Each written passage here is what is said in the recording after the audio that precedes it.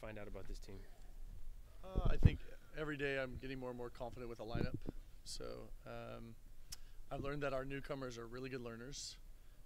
They've come a long way in just 4 days of practice and a scrimmage.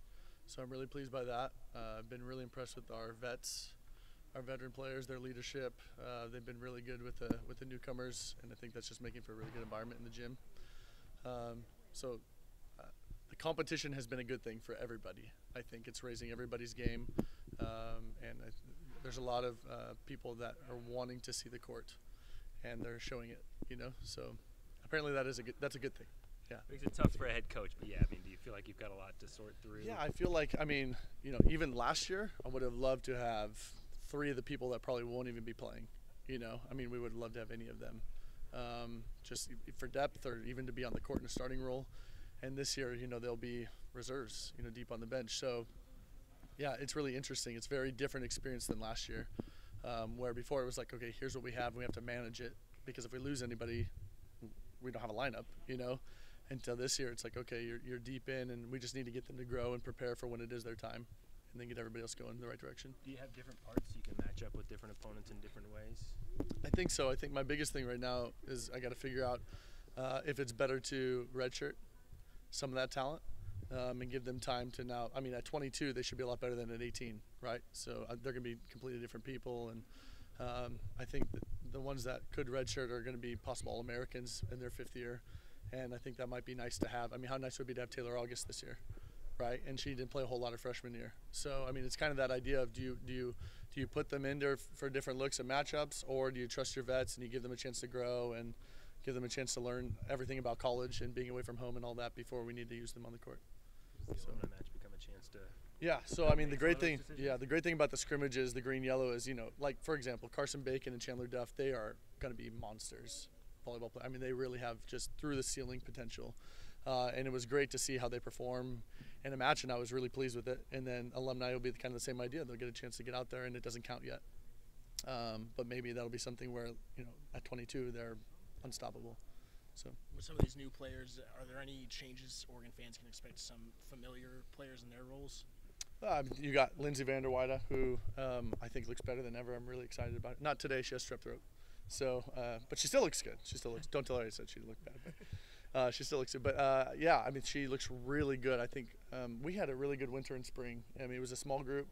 I think there were 7 of them, but you had the whole lineup there, and we were just able to focus and really get quality reps every day. And I thought Lindsay had a great time, and I thought Willow looks really good right now. I'm very pleased with that. Veronica Stone, I think, has a chance to be one of the very most special middles in the country. August Rasky had a perfect summer. So winter and spring were really good. Help her becoming a 5-1 setter, someone who could lead at be a floor general, which she'd been sharing the setting duties with Maggie Scott the past 3 years. And then she went with USA, made the top USA team in the summer, and she was all tournament. She just put on a show. So I think her confidence is sky high. I think she's ready to be a leader and take us. So with Lindsay, what do you think the key is for her after kind of a rougher season last year in hitting percentage? What's the key for her to get back? Yeah, Lindsay's knee last year was really hurting her all season. So she never really had a jump. She took it to heart in January. She started just spending a lot of time with our trainer, really dedicated herself, and I think she's more fit than she was before, and I think it's really helped her knee. So she's springy. She's got that athleticism, fast twitch back, and she's just more confident because of it, and she's not worrying about her knee, so she's just out there playing now. So just like a different person, really. So it's exciting for her. What about a player like Brooke Van Sickler, who last year at the beginning of the year really lit up the vert challenge? What have you seen out of her, and what do you think she needs to do to get back to that level? Yeah, I think if you were at the vert, it was Nebraska and Florida and Texas and us, and I really think the best player in the gym was Brooke Van Sickle. We beat Nebraska because of her, and then we were even with Texas when she went down, and she was just putting on a show and just so fearless. And I think that was the piece that we desperately needed last year, was someone who will just take a hard-driven ball and dig it up and not care about how pretty it is, but just fight. So now that she's back, and she looks really good to me, so it's now how do you manage her reps, right? We got to keep her healthy, and so hopefully I learned from last year of, okay, maybe her body can't, it's a heavy toll to jump that high and land that much every time, so I need to manage that better.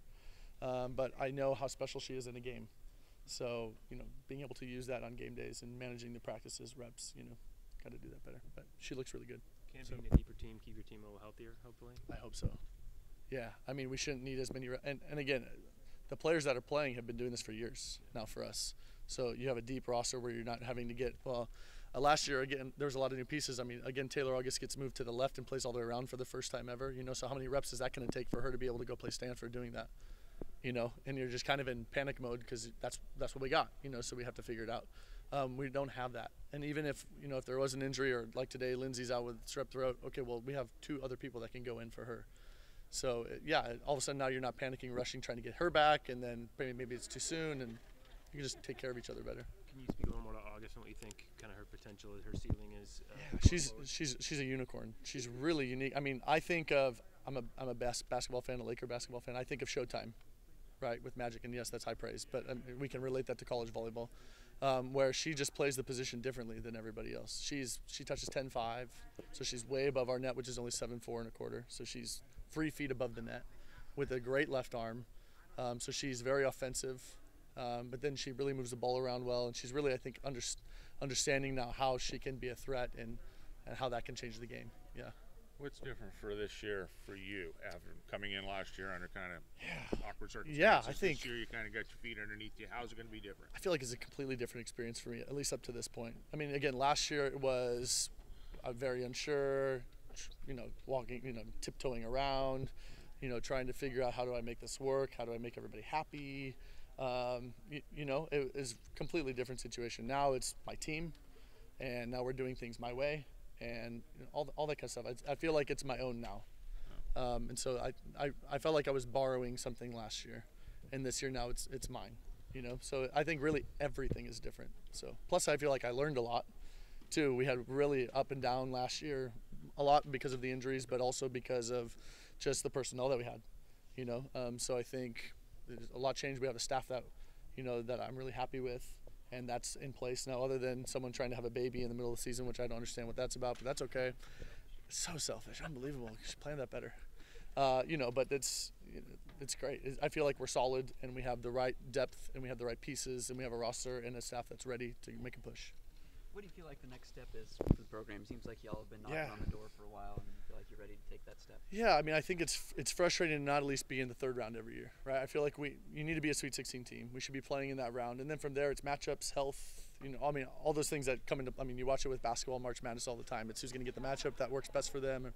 So I mean, at least if you're getting deeper in the postseason, 3rd round, then it comes down to those things and luck. I mean, really all that stuff happens at the end to see who's going to win it at the end. I want to be in the top 3 in our conference every year. And if you're top 3 in your conference, you're in the Sweet 16.